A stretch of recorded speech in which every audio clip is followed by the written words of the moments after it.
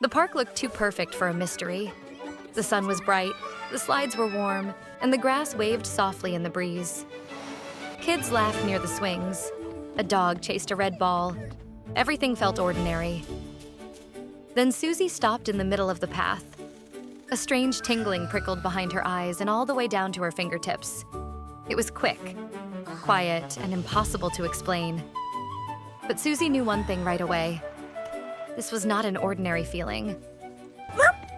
Bandit, her tiny kitten, popped out of the grass with a leaf stuck to one paw and a very serious expression that lasted about 1 second before he pounced on his own tail. Bandit, did you feel that? Bandit blinked up at her, then sneezed at a dandelion. Mew. No, only Suzy had felt it. She turned slowly in a circle. The park still looked cheerful and safe. No flashing lights, no rumbling ground, no mysterious smoke curling from the sandbox. Just families, sunshine, and Bandit now trying to wrestle a shoelace like it had personally insulted him. Maybe I imagined it. Suzy took 3 steps forward. The tingling vanished. She took 2 steps back. Nothing. She shrugged and tried to relax. After all, this was supposed to be a fun afternoon. So she and Bandit got back to doing what they did best. They raced across the grass. They zigzagged around the benches. Suzy balanced along the edge of the sandbox while Bandit leaped after floating leaves and missed every single one in the most dramatic way possible. Murrow! At the playground, Suzy climbed the ladder to the little tower and peered out over the whole park like a lookout on an important mission. I can see the duck pond, the big oak tree, and Mr. Lenny's hat. At that exact moment, a gust of wind stole Mr. Lenny's hat and sent it tumbling across the lawn. And there it goes. Bandit charged after it heroically, even though the hat was almost twice his size. He landed on top of it, rolled sideways, and disappeared underneath. Mew! Suzy laughed and hurried down to help. This was her favorite kind of day. Easy, sunny, and full of little surprises.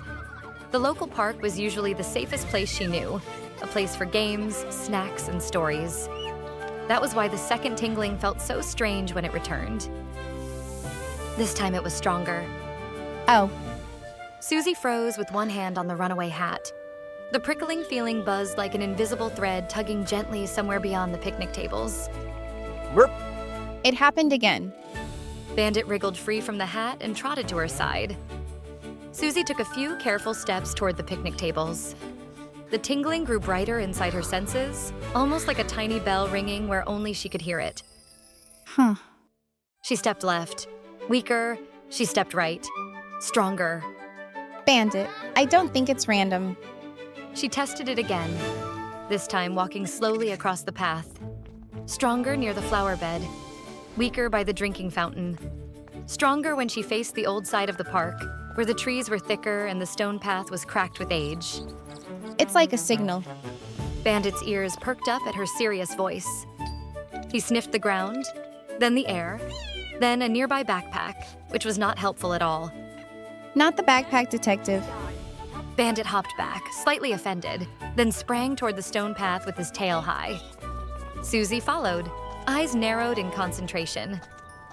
She and Bandit crossed from the bright playground to the quieter parts of the park, checking one spot after another. Near the oldest oak tree, the feeling sharpened. By the row of benches, it faded. At the far edge of the field, where clover pushed up through the grass, it returned again, stronger than before. We're getting close. I know we are. Bandit darted ahead and pawed excitedly at a patch of dirt beside a bench. Mew, mew! Suzy hurried over. Did you find it? Bandit sneezed, then proudly presented a bottle cap. That is, not the mystery. Bandit looked at the bottle cap, then at Suzy, as if to say it had seemed more impressive a moment ago. For a second, the trail felt mixed up.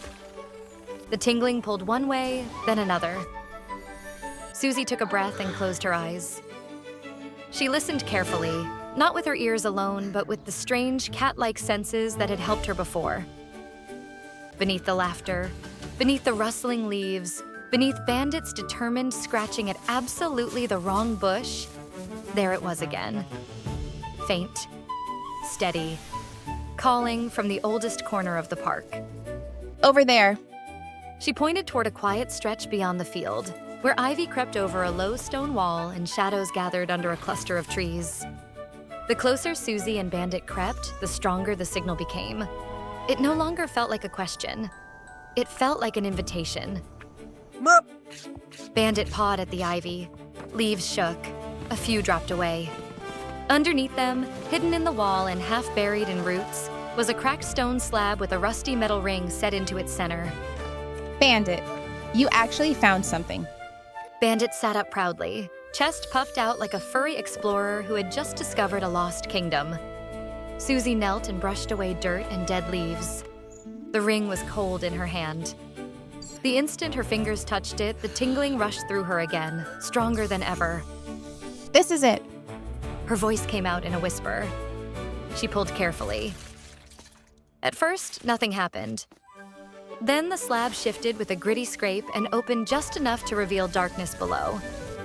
Cool air drifted up from the gap, smelling like dust, stone, and time. Mew? Bandit peered into the opening, then looked back at Suzy. Even he seemed to understand this was no longer a game of chasing hats and leaves. Suzy stared down into the hidden space beneath the park. Her heart thumped faster. The sunny afternoon was still right behind her, bright and safe and normal. But under the slab was something old, forgotten, waiting. If this signal is calling me, it might be important.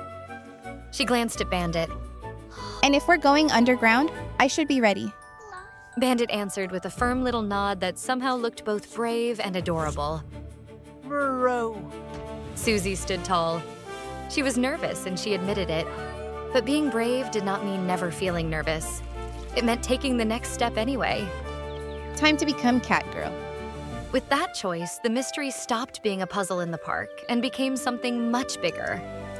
Suzy was ready to follow it wherever it led, and Bandit was ready to follow Suzy. Together, they turned toward the hidden entrance, with sunlight at their backs and the forgotten dark below waiting for them. The tunnel led them to a round stone chamber where an ancient chest rested on a low pedestal. Bandit tapped a loose tile, and the lid clicked open just as the floor gave a warning rumble. Stay close. Catgirl stepped in front of Bandit and held her ground while dust swirled through the blue-gray air. Inside the chest lay a long, quiet sword, wrapped in age and waiting. The strange signal was not strange anymore. It was certain. Catgirl reached out and touched the hilt. At once, beautiful blue light raced along the blade and spilled across the chamber walls. Old carvings woke in the glow. Hidden lines in the stone shone back like stars. The sword felt warm in Catgirl's hands, not dangerous, but welcoming, as if it had been asleep and had finally opened its eyes. Murrow! Bandit bounced in a happy circle while the light revealed a clear path to the tunnel entrance. Catgirl understood then that the mystery had been a call, waiting for someone curious enough to listen and brave enough to answer. We found it together. When Catgirl and Bandit climbed back into the golden afternoon, the park looked ordinary again, but Suzy did not feel quite the same. She felt steadier, stronger. Courage, she realized, was not about having no fear. It was about taking the next step with a friend beside you.